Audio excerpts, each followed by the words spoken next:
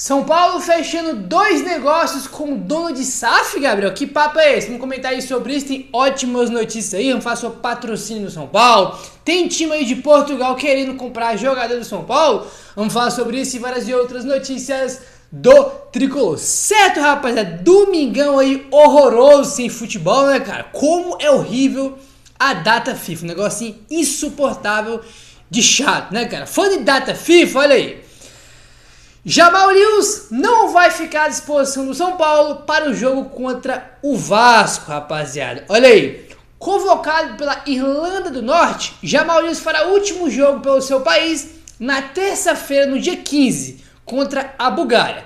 Considerando o desgaste físico e longo deslocamento da Europa para a América do Sul, Jamal Lewis vai se representar o São Paulo depois da partida contra o Vasco, né? Ele vai jogar dia 15, né, contra a Bulgária, e o São Paulo joga dia 16 contra o Vasco, né, que ele vai jogar na terça e o São Paulo na quarta. Não tem como o cara jogar na Europa na terça-feira, né, pô, e no dia seguinte tá jogando no Brinco de Ouro da Princesa contra o Vasco. Então, como a gente já havia comentado, o Lewis não vai jogar esse jogo contra o Vasco, não vai ter nem no banco. Então a gente não tem o Patrick Lanza ainda, né, porque tá se recuperando. Não tem o Lewis tá da FIFA, você vai ter o Wellington mesmo, que não jogou o último jogo, então a única opção aí vai ser o Wellington. E também eu tenho o Michel hoje, que às vezes quebra um galho aí na lateral esquerda do São Paulo, né? Então literalmente você vai ter o Wellington aí pra esse jogo, tá bom? Ele jogou ontem, tá? No sábado aí contra o Belarus, tá? A seleção do Belarus.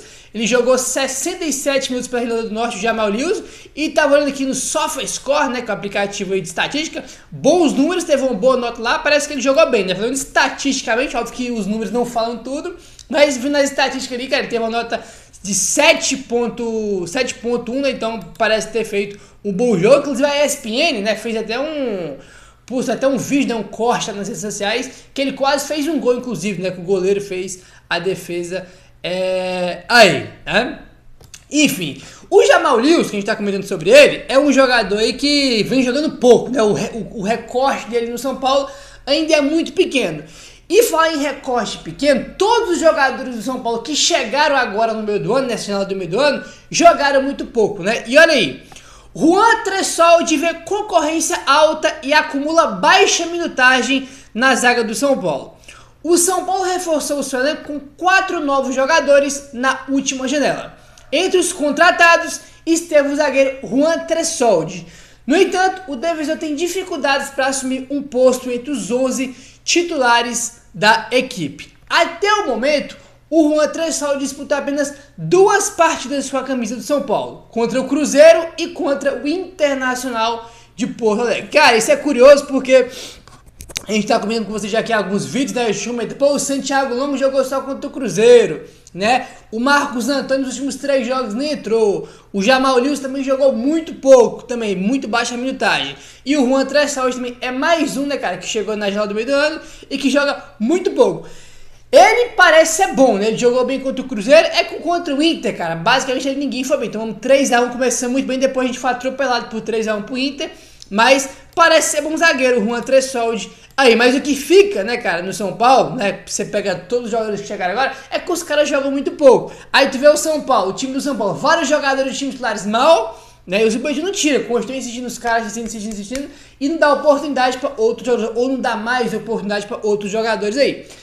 No caso do Juan Tressoldi, eu acho que é até natural, e acho que vai ser assim, irmão, pô, por muito tempo, enquanto ele ficar no São Paulo, porque a zaga do São Paulo é a Arboleda e Alan Franco. Se tem um problema que a gente não tem é na zaga, né? Então, quem, irmão, né, tirando a Arboleda e Alan Franco, vai ficar no banco. Pô, o Ferrez que sempre entra bem, por exemplo, é banco, não tem espaço pra ele, porque o Alan Franco e o Arboleda são os caras absolutos, né? Então, acho que a posição aí, cara, né, quando chega um jogador como o Juan chegou agora, é muito difícil ele ter uma minutagem aí maior, porque, cara, titular ele não vai ser, né? Vai jogar no máximo aí no time reserva do São Paulo. Quando tiver o Arboleda e o Alan Franco machucado, suspenso, aí quem joga geralmente é o Sabino, que tá aí que vem jogando alguns jogos pelo São Paulo. Então, realmente a zaga do São Paulo, cara, a concorrência ali é bem grande, porque olha, convenhamos. E outro, ninguém vai chegar para tirar a vaga de Arboleda e nem de Alan Franco, ainda mais pelo nível que os caras estão jogando aí em muito tempo. Convenhamos, vamos ser bem sinceros. Aí, mas o pouco que eu vi do Juan Tressoldi parece ser bom jogador, bom zagueiro. Esse contra o Cruzeiro ele jogou pra cacete, que foi a estreia aí dele. Tá bom? Rapaziada, é o seguinte, ó, vamos avançando agora e vamos falar aí sobre o Júlio Casares, tá? Matéria aqui do UOL. O presidente Júlio Casares acredita ser possível o São Paulo disputar títulos mesmo com investimento que não explore as diretrizes acordadas para o fundo de investimento recentemente anunciado em parceria com a Galápagos Capital. Para viabilizar a operação e convencer o mercado, o São Paulo se dispôs a seguir uma série de diretrizes financeiras. O movimento foi um recado de mudança para passar uma credibilidade. Os valores, porém, vão fazer o São Paulo apertar os cintos no quesito de grandes investimentos. A tendência é de uma janela de contratação bastante enxuta. Vai ser bastante enxuta realmente a janela do São Paulo para 2025. A janela de janeiro, né, que a gente vai iniciar a temporada, vai ser talvez, irmão, a janela mais enxuta aí dos últimos anos do São Paulo. Provavelmente vai ser, aí deve chegar a 2 a 3 jogadores, né, modestos aí dentro da realidade, da nova realidade financeira aí do São Paulo, tá bom? Olha só, rapaziada, o Casares deu entrevista pro UOL falando o seguinte, abre aspas: há a possibilidade de continuar competindo. A área de futebol terá que ser muito mais criativa do que é. Está sendo. É só ver as contratações. Nós temos regras orçamentárias e vamos ter que cumpri-las. Mas, como o nosso marketing é muito ostensivo, a cada novo contrato você vai trazer um benefício de elevação financeira. Presta atenção nisso aqui, ó. Quando vender jogadores, quando trouxer contratos como name rights, patrocínios, Live Nation, o São Paulo tem que ser criativo em todas as áreas. E eu não acredito que isso vai atrapalhar a competitividade. Quando olho para trás, vejo que a situação era bem pior e ganhamos títulos em 21, disputamos finais em 22, ganhamos títulos em 23 e 24. Tínhamos isso previsto. O primeiro mandato era devolver a autoestima do torcedor, organizar a estrutura e também ter um marketing efetivo. Isso tudo aconteceu. Agora são dois pilares, o aspecto financeiro e a base. A base vai ser nossa estratégia daqui para frente, até porque precisamos melhorar nossa qualidade de jogadores a nível A. E vamos olhar o mercado também. Vamos lutar para captar com nossos captadores grandes talentos espalhados pelo Brasil. Fecha aspas, tá? Então tá aí, o Casares no UOL disse que mesmo agora com as regras do fundo de investimento, né, que vai ter que a Galápagos, eu acredito que o São Paulo ainda vai disputar títulos e vai ser competitivo. O que eu mais vi, cara, repercutindo nas redes sociais, que essa declaração do Casares, que o time vai brigar para... Cara, tem gente que às vezes vive no mundo, tem gente que pensa que o São Paulo agora vai ter um orçamento menor, vai ser rebaixado. Isso é pensamento, cara, de gente emocionada que não sabe nem o que tá falando. Vou repetir. O orçamento do São Paulo limitado e menor em relação aos outros anos que vai ter agora com o fundo de investimento, é um orçamento maior do que 8, 9, 10 times, é maior do que quase a metade dos times da Série A, para deixar claro. São Paulo vai gastar mais que o Botafogo? Não. Mais que o Flamengo? Não. Mais que o Palmeiras? Não. Mas vai gastar bem mais do que vários times aí, cara. Como eu falei, 8, 9, 10 times da Série A ou mais não vai ter o orçamento que o São Paulo vai ter limitado. Por exemplo, Fortaleza, que tá brigando pelo título brasileiro, né? Tem chance até de ser campeão brasileiro, tem um orçamento menor do que o São Paulo vai ter pro ano que vem, por exemplo. E o Fortaleza briga por rebaixamento por causa disso? Não, porque o trabalho no futebol é bem feito. Se acontecer do São Paulo ser rebaixado, que eu acho uma loucura falar isso, né? Não vai ser por causa de grana, porque vai ter muitos times que vão gastar bem menos que o São Paulo, mesmo com o teto que o São Paulo vai ter pro ano que vem, entendeu? Então, tu pode ser incompetente, o time pode ser rebaixado por 200 motivos, mas não vai ser por causa de grana, porque se for por causa de grana, os Paulo não vai passar nem perto de rebaixamento, porque tem vários times que vão gastar bem menos que o São Paulo. Então vamos pensar um pouquinho, tá? Eu sei que tem gente que fica preocupado, ai meu Deus, e outra também, deixar bem claro a coisa, mesmo se não tivesse o fundo de investimento, o São Paulo também não vai fazer grandes contratações também não, né? O São Paulo, se você for olhar nos últimos anos, cara, ele gasta muito dinheiro com jogador mais ou menos. Poucos jogadores grandes chegaram e deram resultado. O Lucas, por semana passada, quando jogadores do nível do Lucas ou parecido chegaram e jogaram bem?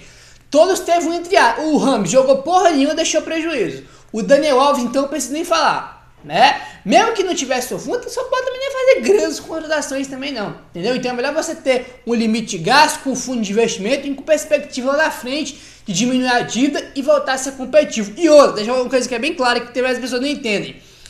O Casares deixa eu falar uma coisa que é muito clara, tá? Já vi até alguns especialistas também, né, cara, em finanças falando sobre isso. Não é que o São Paulo, cara, vai gastar muito pouco nos próximos 5, 6, 7 anos, não. Vou repetir. Ao decorrer que vai entrando grana no fundo para pagar as dívidas bancárias, ao decorrer que o São Paulo vai tendo novos patrocínios, novos contratos, vendendo jogador, que é por isso que está tendo reformulação em Cotia, ao decorrer que isso vai acontecendo, entrando dinheiro, a janela de transferência do São Paulo pode aumentar, vai ter mais investimento no futebol. Por exemplo, tá entrando dinheiro no fundo para pagar as dívidas bancárias. O Rian Francisco subiu ano que vem para o profissional, meteu 5 gols no Paulistão, foi vendido por 100 milhões de reais. O Rian Francisco, esses 100 milhões de reais vai para o São Paulo reinvestir no futebol. Ele pode investir em Cotia, pode contratar jogador, entendeu? Então, o decorrer que vai entrando receita, a grana do São Paulo, né, cara, o fluxo de caixa do São Paulo para investir no futebol vai aumentar. Então, por exemplo, e na janela do meio do ano que vem, entrando mais grana, o São Paulo já pode ter um investimento maior do que na janela de janeiro, por exemplo. Dessas coisas, cara, vão aumentando ao decorrer que vai ganhando, que vai entrando dinheiro no clube. Não é que vai ficar 5 anos gastando um valor fixo. Isso pode aumentar ao decorrer dos anos, entendeu? Pra deixar bem claro pra galera, porque desde que, meu Deus, não vamos gastar nada, vamos ser rebaixados. Vamos parar de drama também, né? Vamos parar de drama também, que tá muito longe, né, dessa... que vamos brigar para não cair, que não sei o que. E outra, né, cara, o time, já vou repetir, o time tem Lucas, tem Luciano, tem Caleri, Pablo Maia vai voltar, Alisson vai voltar, Alan Franco, Arboleda. Se esse time for rebaixado, pelo amor de Deus, né, cara? Se esse time for rebaixado, pelo amor de Deus, né, cara? Vamos combinar aí também, tá? Vamos combinar também. E esse time do São Paulo já mostrou, aliás, vem mostrando que pode ser competitivo. A gente fica puto porque foi eliminado pelo Botafogo, mas o São Paulo competiu com o time e gastou 1 trilhão de vezes mais que o São Paulo. Entendeu? Olha os jogadores que chegaram lá pro Botafogo. Vitinho, não sei quantos milhões de euros. Almada, não sei quantos milhões de dólares, né? Que foi lá para os Estados Unidos. O Luiz Henrique, não sei quantos milhões de euros. Foi 1-1 e 0-0 em São Paulo, perdendo os pênaltis, né, cara? Com falhas individuais, São Paulo teve chance de ganhar, né? Então o time é competitivo, tá? É competitivo aí. E, cara, ano que vem, quando chegar ano que vem, cara, acho que esse time pode ganhar a Copa do Brasil, acho que esse time pode ganhar a Libertadores, o que é que não pode? Esse ano ficamos por um pouquinho assim de uma semifinal contra o Peñarol, né? Competir, a gente competiu, tá? Então, esse negócio vai ser rebaixado, não cola pra mim, não, tá? Acho que é muito papinho de coitado, sendo que não é a realidade aí, bom?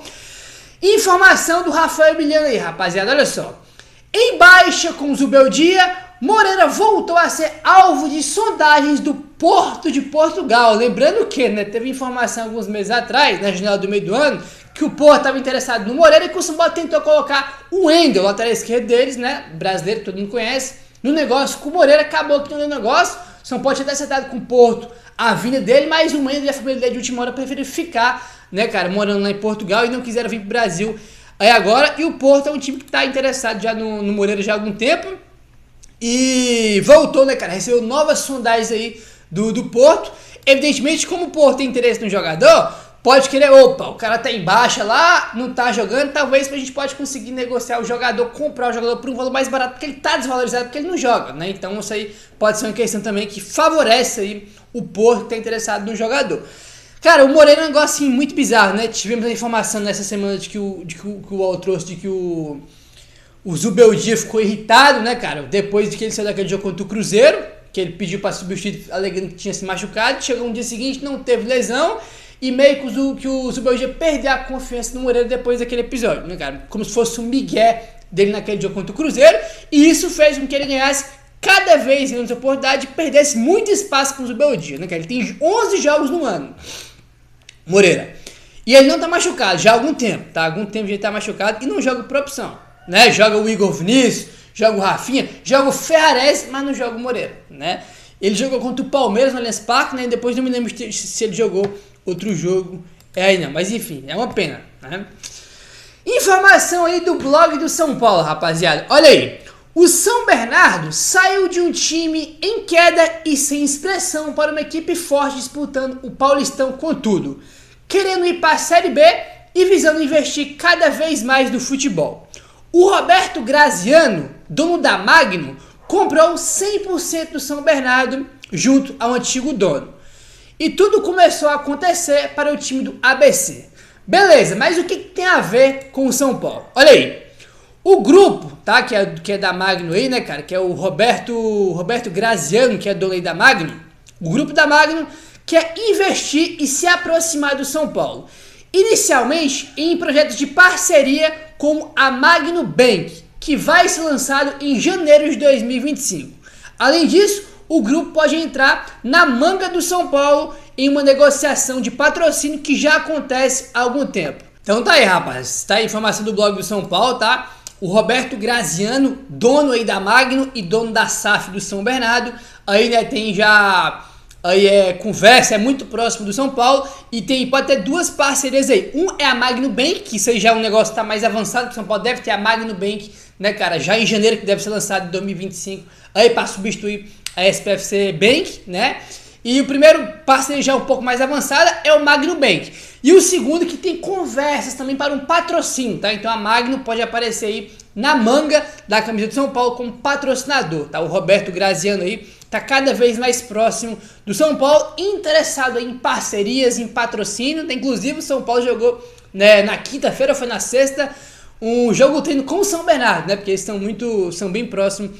Então tá aí, Magnum Bank deve ser lançado em janeiro e talvez um patrocínio que já há conversa, já há negociações aí, tá, com a Magnum, tá bom? O que é muito interessante. Isso aí é aquela coisa que a gente comentou, quanto mais grana entra no São Paulo, mais patrocínio, mais venda de jogador, São Paulo vai aumentar a sua receita e pode aumentar o investimento do futebol, né? E em contratação, que tá incluído também, tá? Então, São Paulo pode disparar aí um chute e acertar dois negócios aí, né, com o dono da Magnum, né, que seria o Magnum Bank, e também patrocínio, que tem conversa aí para o ano que vem, 2025. E vamos aguardar mais atualizações aí sobre isso. Certo, meu parceiro? Dá aquela moralzinha, se inscreve no canal, ativando o sininho, deixando o seu like. Valeu, tamo junto e saudações tricolores.